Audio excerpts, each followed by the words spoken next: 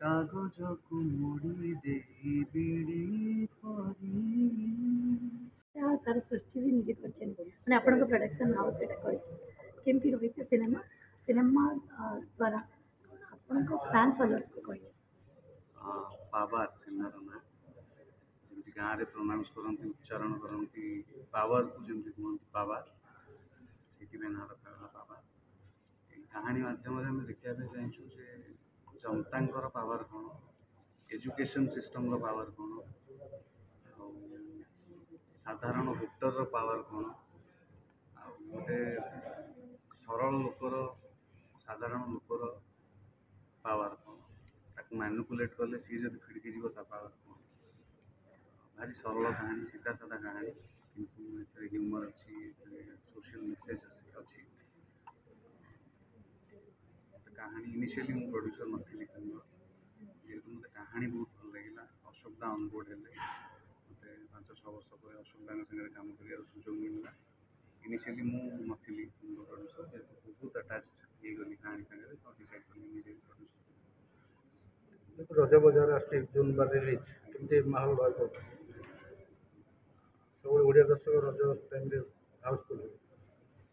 ଏଇଟା ମୁଁ ନଭେମ୍ବରରୁ ଏଇ କାହାଣୀ ଲେଖିବା ଆରମ୍ଭ କରିଥିଲି, ଯେହେତୁ ଠିକ୍ ଟାଇମ୍ରେ କମ୍ପ୍ଲିଟ୍ ହେଇଗଲା, ଡିସାଇଡ଼୍ କଲି ଯେ ରଜରେ ରିଲିଜ୍ କରିଦେବି। ଠିକ୍ ଟାଇମ୍ ମିଳିଗଲା, ଭଗବାନଙ୍କର ଆଶୀର୍ବାଦରୁ ରଜରେ ରିଲିଜ୍ କରିବାର ସୁଯୋଗ ବି ମିଳିଗଲା। ଆଶା କରୁଛି ଲୋକଙ୍କୁ ନିଶ୍ଚୟ ବାବୁସାନ କଣ୍ଠରେ କିଛି ଗୀତ ଅଛି କି?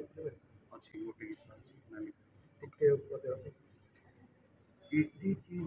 କିଟିକିଲି ଖେଳେ ନା ସଖୀ ହୃଦୟ ଦୁଆରେ ତୋର ହାତକୁ ରଖି, କାଗଜକୁ ମୋଡ଼ି ଦେଇ ବିଡ଼ି ପରି, ପିଲାଦିନେ ଟାଣୁଥିଲୁ ମୋ ସାଙ୍ଗେ ବହି, ତତେ ନେଇ କେତେ ଗପ ମୁଁ ଭାବିଲି, ଗାଁ ପୋଖରୀକୁ ମାରି ଲକ୍ଷିଏ କରି, ମୋ ବାରି କାନି କେବେ ଶୁଖିବ କି, ଛିଟ ପକା ତୋର ସେଇ ନାଲି ଶାଢ଼ୀ।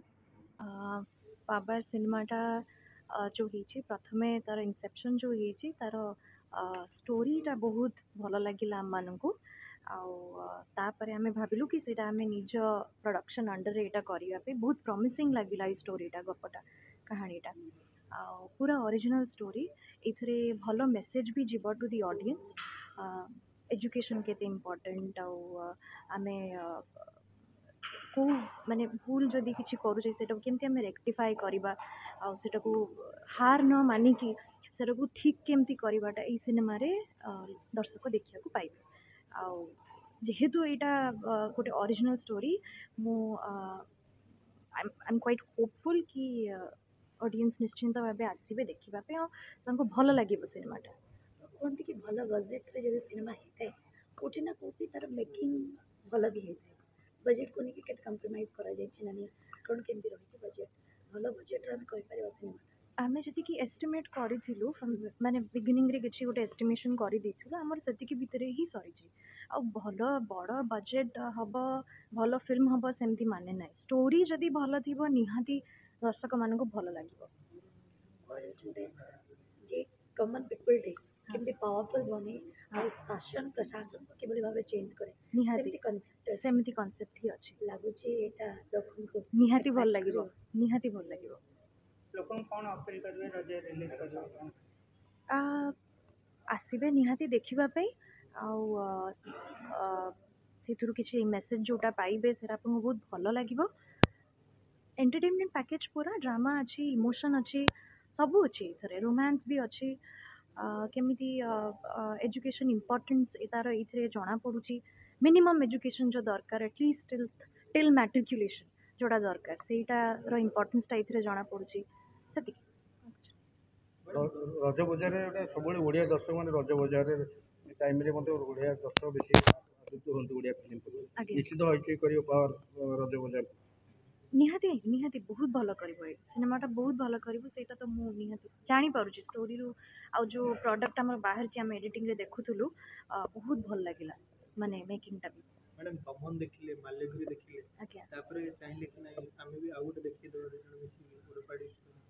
ନିହାତି ମାନେ ଦମନ ତ ଗୋଟେ ବେଞ୍ଚମାର୍କ ଗୋଟେ ସେଟ୍ ହେଇଯାଇଛି, ବଟ୍ ଏଇଟା ଦମନଠୁ ହଟକେ ଟିକେ ହେଇଛି। ସେଇଟା ତ ଗୋଟେ ଅଲଗା ଲେଭେଲ୍ର, ଏଇଟା ବି ଗୋଟେ ଅଲଗା ଲେଭେଲ୍ର ସିନେମାଟିଏ। ତ ଭଲ ହେଇଛି, ନିହାତି ଭଲ ହେଇଛି, ଆଉ ଦର୍ଶକମାନଙ୍କୁ ବହୁତ ଭଲ ଲାଗିବ ସିନେମାଟି।